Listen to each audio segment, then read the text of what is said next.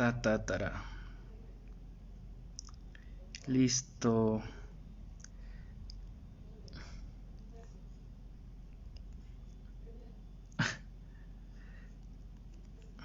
Bueno. Ay.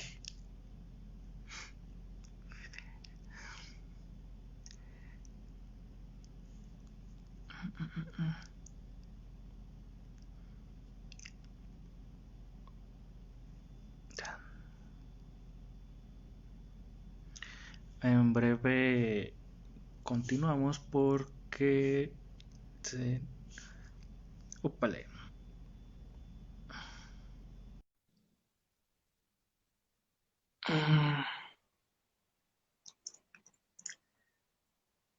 Sí, es que creo que es por el límite de tiempo que tiene este Instagram, pero estamos teniendo un poquito de problemas técnicos, creo. A ver, permítanme ver. Un momento, nada más estamos reconectándonos. Listo. Volvimos. Volvimos. Como acá dicen, el tiempo en la televisión es tirano y el tiempo en las redes sociales también. Es correcto. Sí, de hecho, una de las preguntas sí la alcancé a leer. No sé, mencionaba de que cómo tu libro Nuevo Mundo modificaría la visión del mundo contemporáneo, vaya. Bien. Eh, Primero, abordándolo desde una perspectiva religiosa, ¿no?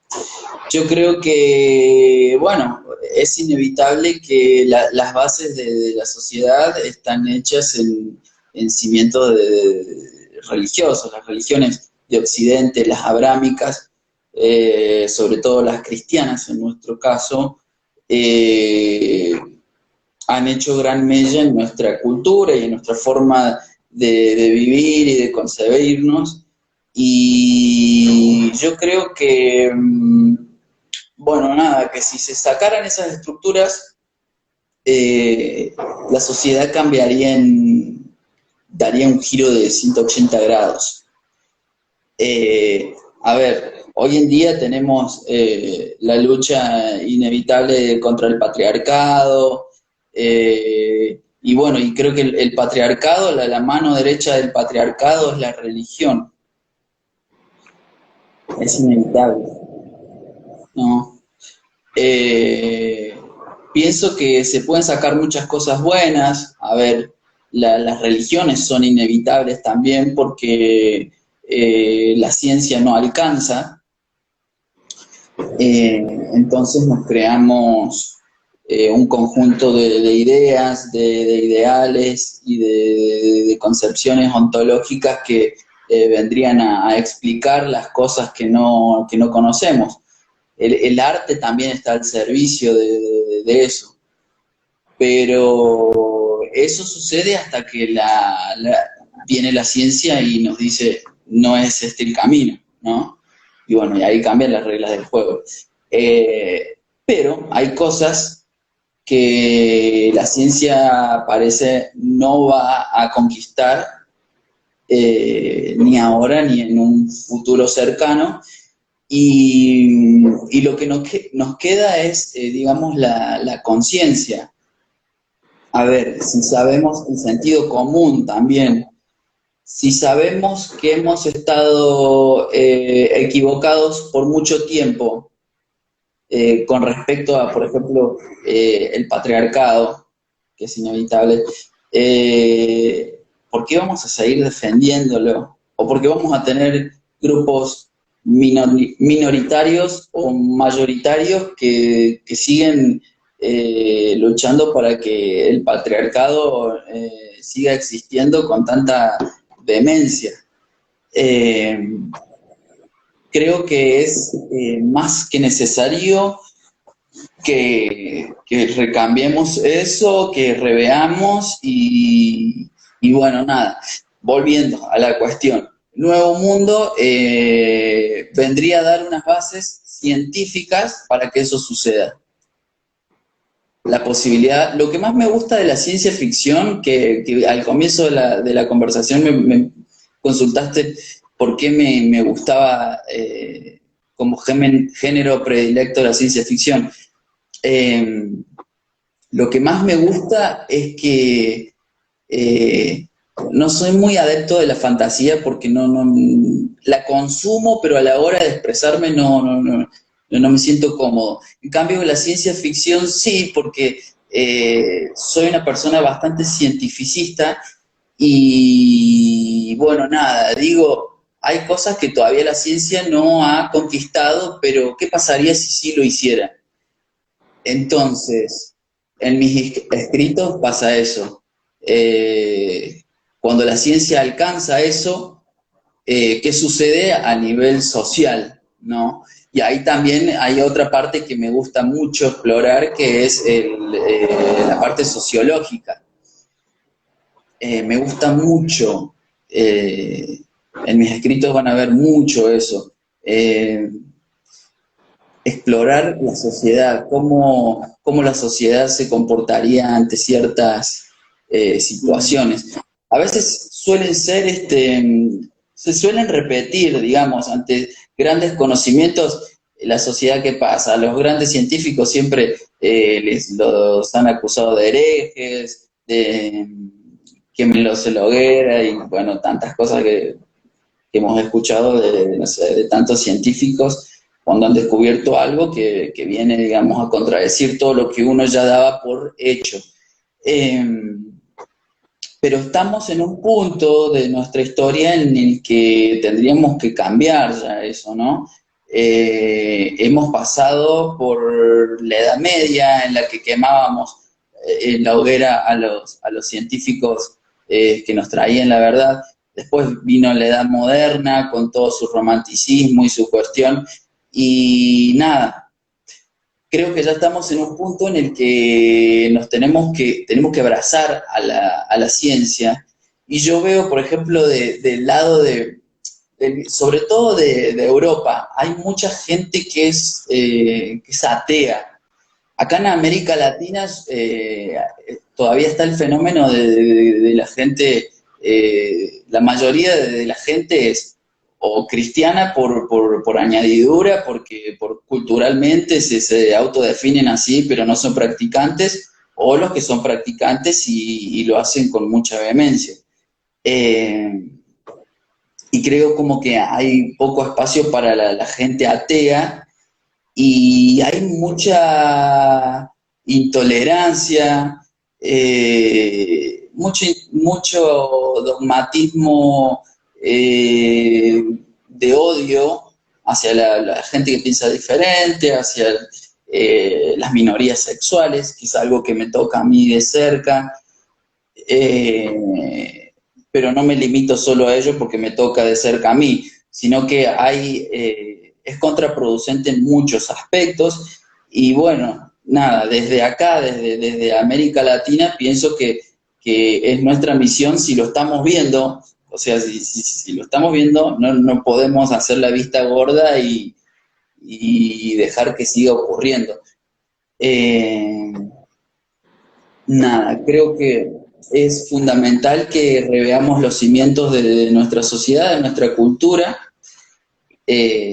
cristiana o de religiones abrámicas, judías, musulmanas, en de las que se ha hecho el patriarcado por tanto tiempo, ¿no? No digo que el patriarcado se haya generado por ellas, pero sí se ha hecho como mano derecha a las religiones.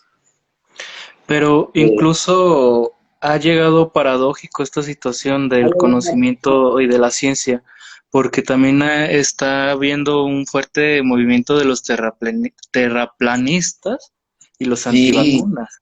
Entonces se vuelve un poco paradójico, porque teniendo todo el conocimiento que tenemos ahora, es muy curioso que haya el movimiento de los terraplanistas y de los antivacunas. Y justamente hay un interés de pensamiento mágico. A mí me causa conflicto porque en clase de posgrado vimos alguna vez el tema de la filosofía de la ciencia y en ese entonces la doctora, en algún momento estaría interesante que ella conversara sobre el tema, había mencionado que en algún momento dado el conocimiento científico cae en una paradoja porque cae en la creencia, porque muchas veces nos respaldamos, ¿no? Pues, ¿por qué sucede eso? No, es que lo dice la ciencia, pero ese decir de la ciencia se vuelve un poco dogmático. Y justamente los planistas, mucho de su discurso va en contra de, bueno, es que lo dice la ciencia, pero ¿qué me lo, que vaya, dímelo, dime dónde se puede encontrar ese conocimiento? Alguna vez conversaba con un chico sobre sus ideas sobre el VIH-Sida. Él extrañamente decía que el VIH no existía, que no, que no había algo, que no se había presentado un científico con el virus en la mano, que decir, mira, aquí está el virus, y es algo que me sorprende.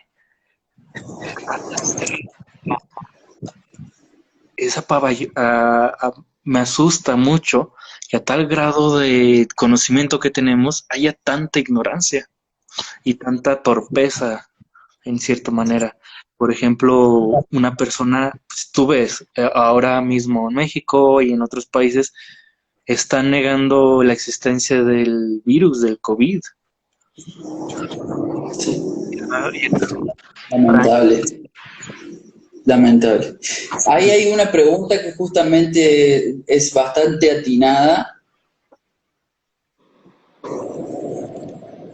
¿Qué opinas del negacionismo científico que está en crecimiento, onda desde los terraplanistas hasta los antivacunas? Es una forma de reactivación del pensamiento mágico y la religión contra la ciencia. Ujú. Saludos desde Chile. Chile, amigos, vecinos. Sí, justamente lo que estábamos hablando. Eh, a ver, creo que estamos en una gran crisis mundial, a nivel mundial, como sociedad, y frente a las crisis, lo que siempre sucede si uno lee la historia de la humanidad, cuando ocurre una crisis así de la magnitud de la crisis como la que estamos viviendo actualmente, que, digamos abarca muchos estratos, no solamente lo virológico, sino lo económico, social y demás. Ante esta incertidumbre empiezan siempre a aparecer las personas que acuñan teorías conspiranoides, ¿no? Y que son los más peligrosos. Eh, Ante la incertidumbre, como que echan tierra a todo lo que ya hemos conquistado, a todo lo que científicamente ya hemos conquistado, como que lo tratan desde un punto de vista funcional a su postura, ¿no? Alegando de que no conocemos nada, no sabemos nada, sí. Ante un momento de incertidumbre, de repente todo se derrumba y hasta incluso lo conquistado por la medicina, por la ciencia, llámese cualquier tipo de ciencia, es cuestionable. Y son oportunistas. Yo los creo realmente oportunistas. Llámese religión, llámese personas de ciertos partidos políticos, conspiranoides, ahora los trolls que están tan de moda, que en otras épocas, bueno, no sé cómo les habrán llamado en la Edad Media, por ejemplo, pero hoy en día en Internet se les llama los trolls. Eh, esa gente siempre está y se hace, bueno, en estos momentos de crisis es cuando más surgen y son muy peligrosos. Son muy peligrosos porque instalan ideas erróneas en las personas que ante esta incertidumbre, reitero, eh, por ahí como que no saben, digamos, qué postura tomar y hacen, por ahí hacen mucho ruido, son personas que hacen mucho ruido y la gente los sigue. Y termina mal la cosa, termina mal porque empezamos a tener líderes como en Estados Unidos, líderes como en Brasil, que son líderes totalmente déspotas, totalmente descreídos de la ciencia, totalmente que van en contra de los derechos humanos, oportunistas de la crisis, oportunistas de la forma más negativa posible, ¿no? Claro, Y yo creo que en América Latina se ve mucho, se está viendo mucho, porque América Latina, si bien tenemos todo, tenemos todo para hacer, si nos uniéramos, no nos pararía nadie, seríamos más incluso que la Unión Europea. En su momento, cuando Estados Unidos se colocó como la gran potencia mundial, la Unión Europea hizo el euro y pudo contrarrestar, pudo estar bien a la altura de Estados Unidos. Nosotros, si América Latina se uniera, seríamos eh, indestructibles, seríamos el futuro del mundo, pero lástima que, bueno, que no lo hacemos, nos peleamos entre nosotros. Tenemos la natalidad más alta, tenemos un atravesamiento de culturas única, todos los ojos de todos los continentes están puestos en nosotros como el gran futuro, solamente falta que nos creamos, que nos lo creamos. Y yo pienso que nosotros como artistas somos como los soldados de la primera fila, ¿no? Porque en realidad el imperialismo se arma del arte, es su mano derecha. A ver, ¿por qué es que hablamos todos en inglés o tenemos incorporadas frases en anglicismos en todo? Porque inevitablemente estamos viendo todo el tiempo películas anglosajonas o consumimos todo tipo de arte que viene de lo anglosajón. Y bueno, es la forma por excelencia de hacer capitalismo, ¿no? El arte. Entonces yo creo que como artistas latinos tenemos esa meta, ¿no? Tenemos que ver eso claramente de que somos el futuro y hacernos, aferrarnos a esa idea y nada, llevarla a pero no, cabo porque tenemos todo, solamente nos tenemos que unir y, como te digo, no nos para nadie. Lo que pasa es que, bueno, estamos con esa idea de ser segregados de siempre y nos quedamos en esa postura que nos pusieron los otros y no protestamos, ¿me entendés? Es como que claro. nos quedamos cómodos ahí y, bueno, no hay, digamos, es todo un trabajo de años, ¿no? Porque la conciencia socialmente es esa, nos concebimos de esa manera y, y es algo muy difícil porque hay que cambiar de los cimientos. Pero bueno, nada, uno desde donde está tiene que tratar de que eso se revierta. Soy Pero totalmente creyente de eso. jus- justamente está señalando una parte importante porque, bueno, si lo vemos en términos de geopolítica, por ejemplo, cada país se tiene que unir al territorio que más le convenga. A Estados Unidos creó el Tratado de Libre Comercio como respuesta a la Unión Europea y que si funcionó o no funcionó bien. con esa actitud, porque al menos en México no tenemos el desarrollo, la infraestructura para enfrentarnos a empresas potentes como Orbot, como la Ford y todos estos tipos de compañías grandes. Entonces, no, no sabemos con precisión si funciona o no funciona, eso por un lado. Lo que sí es que la real izquierda de México, los verdaderos izquierdas, son los que están diciendo, ¿para qué mirar Estados Unidos si no y miramos pues el Mercosur, Centroamérica? Porque primero, sí tenemos muchos, sí nos atraviesa muchos, bueno, tribus o pueblos indígenas, pero tenemos más en común nosotros como mexicanos, el verdadero de izquierda, tenemos más en común con un argentino que con un estadounidense. Y eso podemos llevarnos horas y horas y horas decir cuáles son las coincidencias que tenemos. Y es justamente volver a lo mismo. Si juntamos las fuerzas de Latinoamérica, pues vamos a ser imparables. Lo vimos con el boom latinoamericano, lo vimos muchas cuestiones de la economía.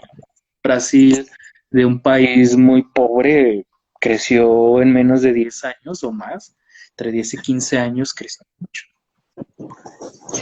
Dejando de lado que eligieron a Bolsonaro como presidente, sí, siempre han tenido políticas económicas muy buenas. Brasil es como que se autoabastece y ha crecido muchísimo. De hecho, bueno, acá en Argentina, por ejemplo, consumimos muchos productos brasileños y sí, la verdad es que son de imitar.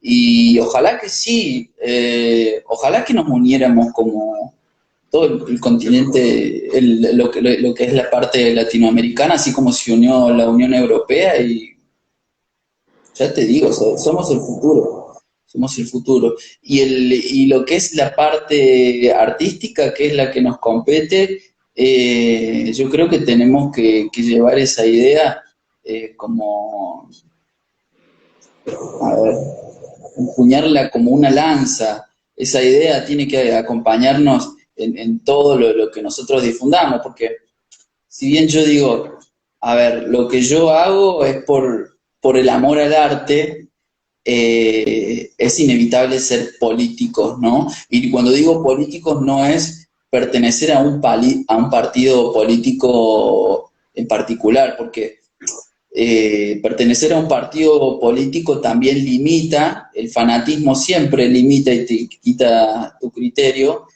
pero sí hacer política desde lo que uno cree, desde lo personal.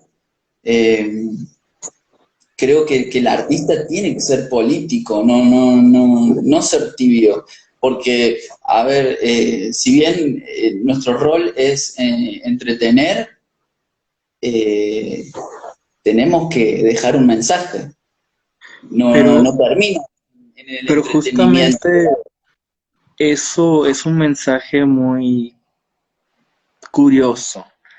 No, nunca me ha gustado decir que el arte sirve para entretener. Bueno, tenemos diferentes tipos de arte, por supuesto. Tenemos cine que simplemente lo vemos que estamos aburridos. Y también existen libros así, pero siempre he creído que esto después de muchos años de estudiar filosofía francesa, esto entra en coincidencia más bien con ellos, que dicen ellos, en primer lugar, Deleuze dice, es que el verdadero trabajo del escritor es que el escritor en realidad es el real médico de las sociedades, porque te señala todo, te señala heridas, te señala semejanzas, te señala aquello que falta. Entonces el escritor en realidad es una persona enferma que entra en el proceso de escritura para sanar. Y el lector llega al texto y se cura durante el proceso. Entonces esa idea es bastante llamativa, siempre me ha gustado, me he defendido ese tipo, esa idea capa y espada, porque realmente nos explica que el arte también es necesario, al igual que las ingenierías, las ciencias, porque si te das cuenta, donde en los momentos de crisis es cuando se levanta el arte. Sí. Y sí, vemos los memes. Bueno, una forma Visual. nueva de hacer arte, que está perfecto, a mí me encanta. Me encantan los memes. Digo, cuando estoy al pedo, por ahí me pongo a ver memes. Y es de lo mejor que hay en internet hoy en día. Sí, yo creo que el arte tiene que entretener, tiene que entretener, tiene que ser una cualidad del arte, el entretenimiento, el conmover sobre todo. Eh, es un plus que venga con, que sea reflexivo, ¿no? Que sea reflexivo, que te conmueva, digamos, sería como una forma de hacer arte bien completa. Pero yo al arte como mera forma de entretenimiento también la concibo como arte. No es lo que yo genero, pero lo concibo también como arte. Por ejemplo, Claro, un humorista me parece una forma de hacer arte. El humorista también suele ser muy político, ¿no? Pero sí. O, por ejemplo, autores, si vamos al caso del humor, autores que hacen reír, me parece una forma de hacer arte. El arte tiene que ver con las emociones, así que me parece válido. y sí, Ahora, una enseñanza o que quiera cambiar el mundo, que quiera hacer política, eso yo lo veo como un plus y como algo que lo enriquece, sin duda, pero no necesario. En mi caso sí es claro, necesario, pero tomándolo de una forma radical, no lo veo necesario, me claro. parece, ¿no? Una concepción mía. Sí, y realmente todo pues es válido en realidad. Es como, depende de cómo lo mires en realidad. Y en cierta manera, lo importante es cómo se mira el objeto, es decir, yo no conozco mucho ciencia ficción, en realidad conozco muy poco, sin embargo, sé que parte de su importancia es cómo miran los fenómenos o la cosa que se quieren comunicar. Y eso justamente son de las cosas que al menos no he terminado de leer la novela porque ya la compré en realidad.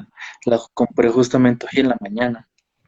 Y tu novela la estuve leyendo un poco y justamente es, sí. Entonces esa es ya me intriga mucho la mirada, cómo miras, porque ahí es donde siento que es lo rico del texto de la novela, cómo miras. Por ejemplo, he leído novelas de ciencia ficción en donde hacen toda una construcción, pero su mirada es muy burlona, muy cínica, muy sarcástica. Pero pues creo que pues, es lo mismo, depende de cómo lo quieras ver. Y sí, tenés de todo. La ciencia ficción, ha habido una época en la que estaba muy en boga y se han hecho eh, textos muy malos. Lo que es los 50, 60 y 70 por ahí, hay escritores que me gustan mucho, pero que tienen también libros muy malos. Philip K. Dick, Por ejemplo, tiene a veces son historias con una buena idea, pero con personajes muy de cartón, ¿no? Que no lográs meterte adentro de la historia porque no podés empatizar con un personaje que parece un autómata. No sé, es como que para mí la experiencia lectora es meterme en la mente del protagonista. Yo lo veo así. Y lo que yo produzco es, bueno, también tiene mucho que ver con que, bueno, yo te conté que casi me recibo de psicólogo y hice 4 años de psicología.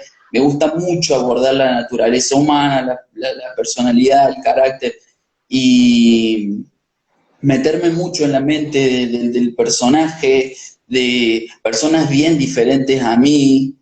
Entonces me parece la aventura más grande de la literatura, el vivir en la piel de otro, ¿no?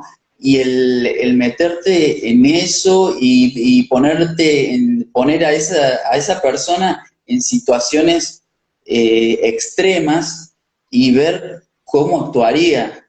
Yo creo que eso es lo más entretenido de la lectura, ¿no? De experimentar otra forma de vivir, porque si no, si vas a leer, por ejemplo, personajes chatos o parecidos a uno, es como nada, es como una vivencia más, ¿no? Claro. Pero el meterte en personajes que están bien elaborados psicológicamente, que tienen un perfil bien hecho y que además interactúan con otros personajes que son bien diferentes, o que nada, vos sabés que puede surgir unas situaciones interesantes entre esa interacción. Está bueno, me parece lo más interesante de todo esto. Eh, y bueno, yo por ejemplo, más allá de la idea disparadora de la novela o del cuento que haga, eh, inmediatamente se elabora el personaje y bueno, y yo vivo todo eso a raíz del personaje ese. Y trato de Claro. ser lo más fiel posible a la naturaleza que ese personaje tendría. Yo me considero como un observador afilado de la conducta humana, si se quiere, o de la naturaleza humana. Por eso es lo que más define lo que yo escribo.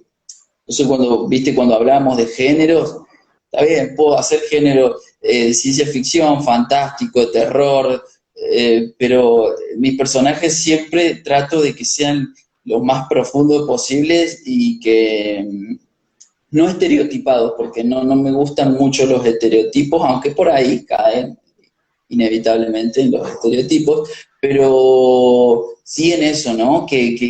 Viste, cuando vos lees un libro que el personaje es tan bien hecho, la personalidad tan bien armada, que se transforma en una persona real, ¿no?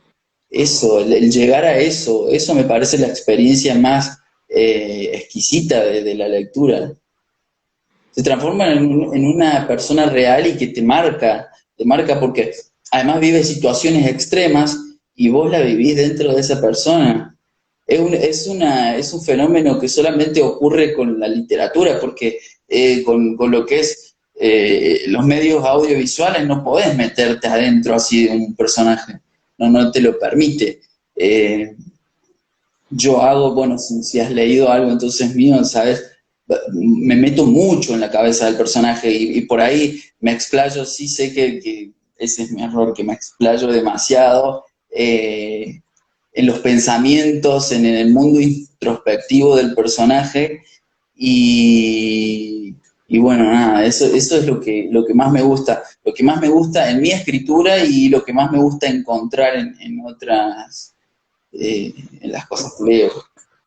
Claro. Justamente ahora que mencionabas, Ahí hay hace, otra pregunta, perdón, antes que sí, digamos, la ciencia ficción, de cierta manera, nos acerca a preguntas fundamentales de la cosmovisión y disputa espacios a la religión, nos llena de relatos de originaria y escatológica. Bueno, ahí sigue. Y además nos ayuda a llenar de sentido donde la ciencia se acaba y se vuelve especulación, cuando se convierte en filosofía.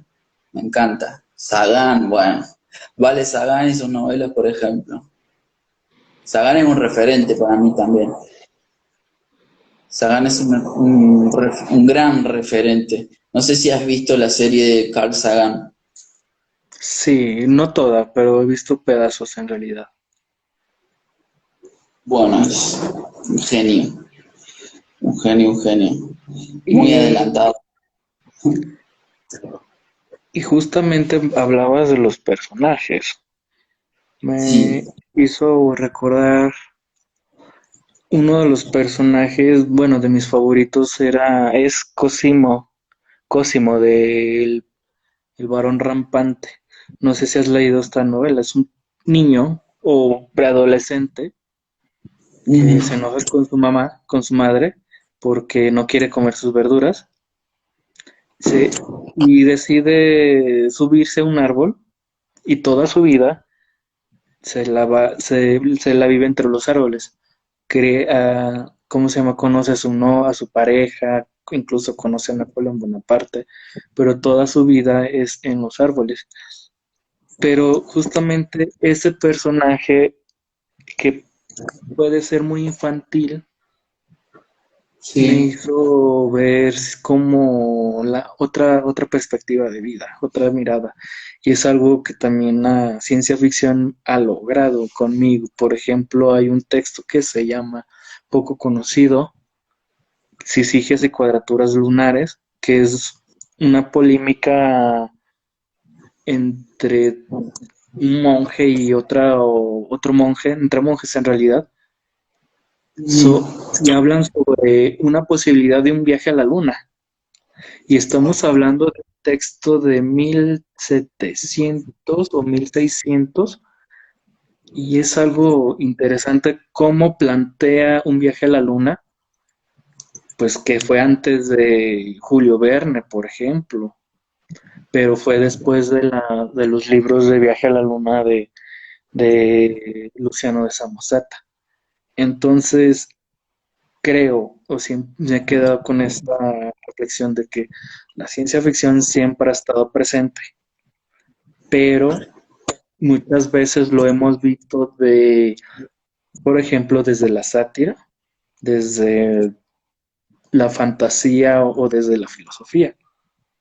Y eso, si bien son lecturas interesantes, nos pierde otro tipo de experiencia. Ujú. Sí, sí, sí. Es que sí, es inevitable también.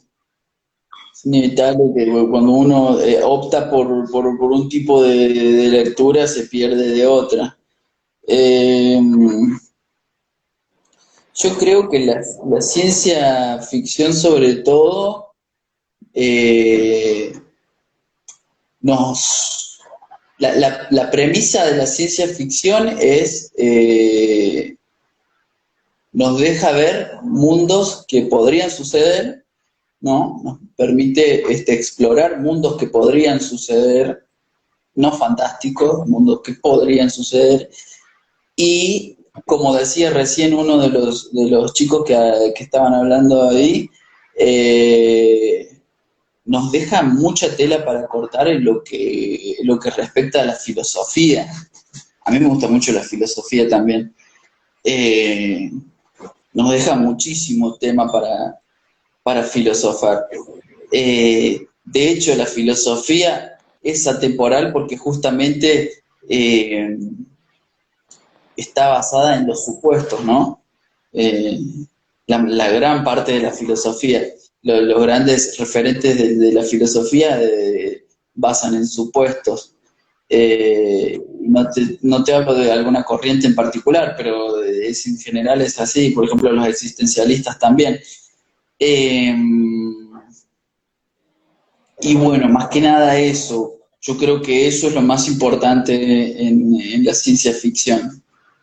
claro. ¿no? Y que quieran volver ahora o que quieran destacar volviendo a donde comenzó toda esta conversación que me habías preguntado del concurso tan famoso en Argentina de la FNA que valorizan solamente el género de ciencia ficción, fantasía y terror, excluyendo los demás. Creo que es una decisión acertada, porque en América Latina siempre se termina premiando lo mismo. Siempre se termina premiando el realismo mágico, eh, la novela policial negra y nada, se necesita un refresh urgente.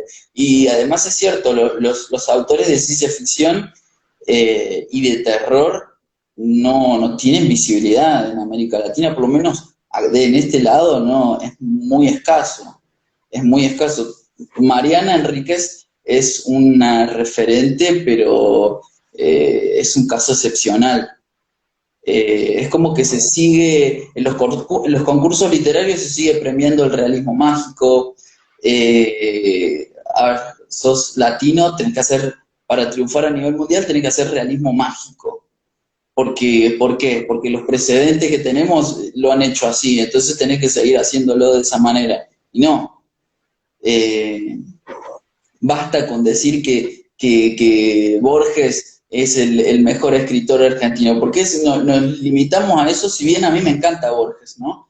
Pero si nos limitamos a esa idea de que Borges es el autor argentino, estamos dejando muchísimos talentos afuera y me parece muy injusto. Entonces, todo eso hay que cambiarlo desde los cimientos y que lo hagan desde un concurso con el peso que tiene el concurso de la FNA, me parece algo muy, muy acertado.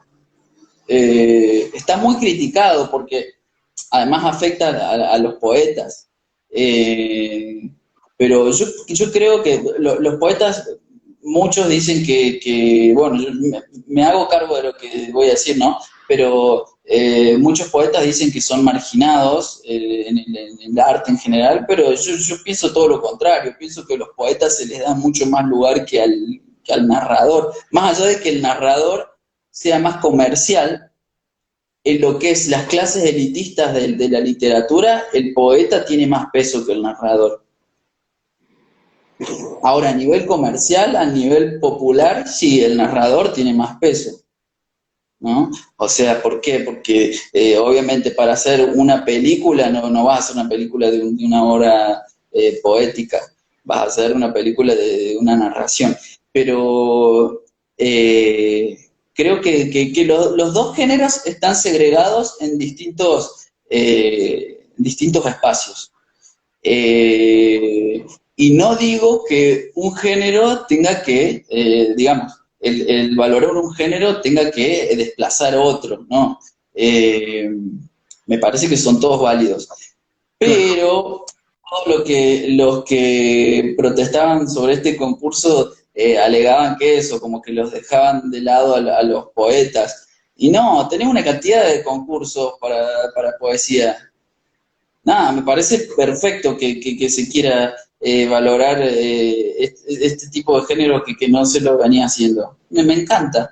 Además, tiene la novedad de que van a ser premiados por región. Siempre se ganaba, obviamente, ganaban los de la capital, de acá, ¿no?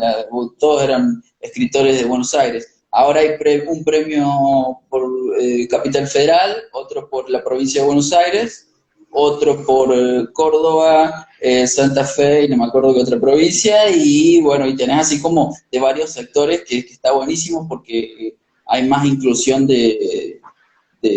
digamos, a nivel regional, que es para mí que eso es la verdadera exclusión, porque a los autores de las zonas periféricas del país no tienen espacio directamente, no las editoriales independientes son las únicas que le dan espacio y es un espacio, digamos, bastante peligroso, si se quiere, porque como te dije al comienzo, también te limitan mucho, te quieren pulir a su manera y